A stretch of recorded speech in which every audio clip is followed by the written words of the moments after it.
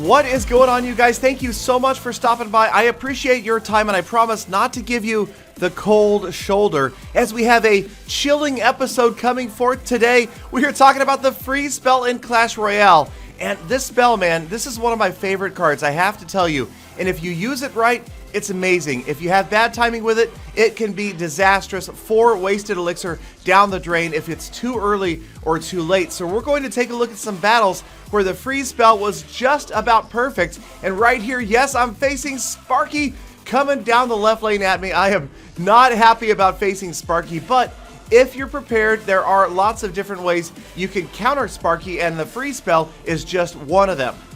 And this is a huge elixir commitment. The Sparky and the Royal Giant. Looks like Sparky's going to get in, but no. There's the freeze spell, and yes, not only does it freeze, but it obviously resets Sparky's charge. So if for some reason Sparky were still alive when the freeze thawed off, Sparky would have to recharge again. Didn't happen that time. Sparky down, Royal Giant down, and I just have to deal with this dragon.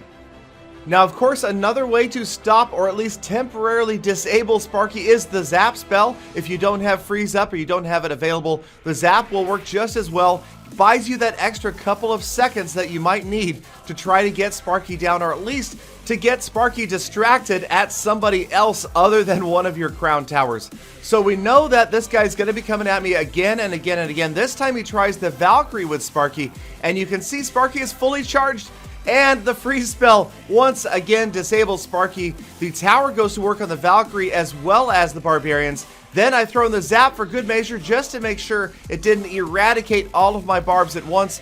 They get through and they are on to doing a little more damage. We will eventually get that cannon out of the way, and the Hog Rider got to the tower. There we go. That is a big push, and we've got a lot of hit points off that left tower before that Valkyrie and the tower finally get it down.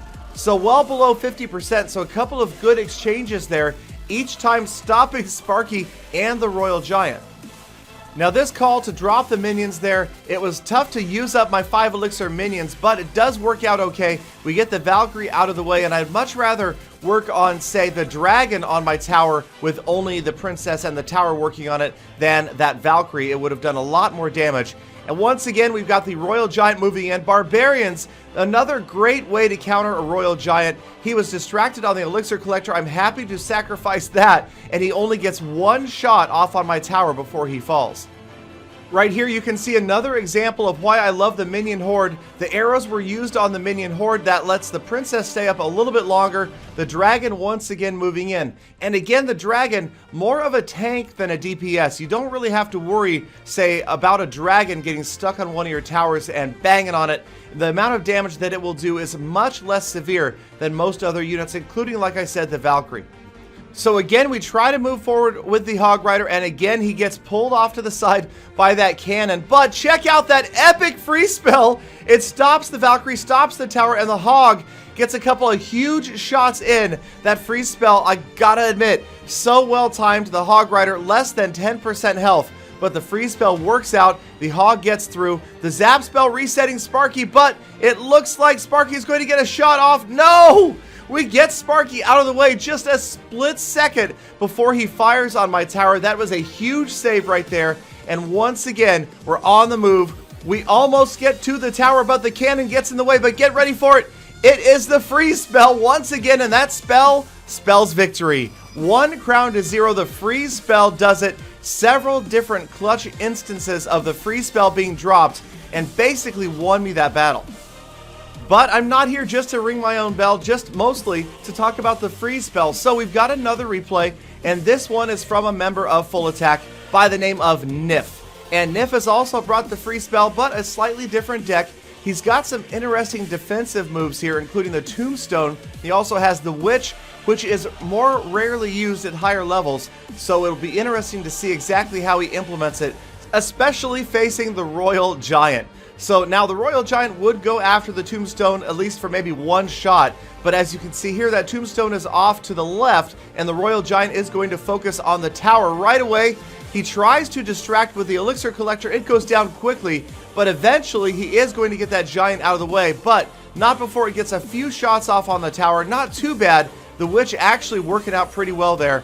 And Nif on his own push with his Hog Rider after the tower, and there's the freeze spell, stopping the tower, stopping the goblins as well, and letting that Hog Rider get in several big shots before the barbs finally counter it. Now, I know what you're saying, Galadon, that's no big deal, that's just Hog Freeze, everybody does Hog Freeze.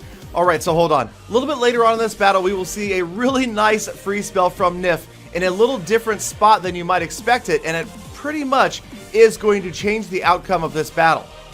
Now, I really like the placement of Nif's princess right there. He manages to get the other princess down without losing his own. But once again, the Royal Giant on the move. This time the minions get through before the dragon gets in there. That would have been a dangerous combination. And it's one of the reasons I'd like to always bring two key counter cards to the Royal Giant these days. The Minion Horde and Barbarians. Obviously, the arrows would have wiped out those minions immediately. Barbarians almost always do a good job, much more difficult to get down before they can get most or all of the Royal Giant's health out of the way. Alright, so SS dropping the rocket. I've noticed some players do like to do that. They think it's worth it to drop the extra elixir to get that elixir collector out of the way completely and damage the tower. But here comes Nif with the Golem. So Golem, Witch, Hog Rider, Freeze. A little bit of a different deck here, but so far it's not getting Nif out into the lead, and he's facing yet another Royal Giant that will lock onto the tower before anything else gets in the way. All sorts of units going at it right here. As the smoke clears, another freeze spell drops. That is going to save Nif's tower from certain destruction, and his Golem has gotten all the way to the opposing player's tower, and he's had enough time to drop yet another Golem right at the bridge, and that is going to hold off all of those other units. The splash damage from the princesses, two of them, and the witch work out pretty well as everybody else is focused on the Golem, and as they go down, the Hog Rider moves in. And that is the end of the tower, but here comes the epic freeze spell. Watch the Minion Horde and the freeze spell on the left tower. I think he was trying to grab the princess and the tower. He knew he was going to need to get a second tower because, yes, the rocket takes out the right-hand tower as time runs out. And that is a huge amount of damage that was done to that left tower, over 50% by that group of minions because the tower was frozen. I think even better deployment of that freeze spell, knowing the princess was going down, would have been to grab both of the towers. Instead, Nif grabs just one, but it works out. It gets him once again the chance to use another freeze spell, another Hog Rider, and it's game over, 2 crowns to 1. So we will take a look at another example of a battle where freeze was really a pivotal part of the match, and it comes to us from none other than Peter $17. There's Peter starting out with his traditional Angry King taunts, and it looks like Peter has a Hog Cycle Freeze deck, and his opponent looks like he's got a Jason deck. So it should be an interesting matchup here, but the freeze spell, once again, I found that really the only good counter to a freeze spell is to have a freeze spell of your own.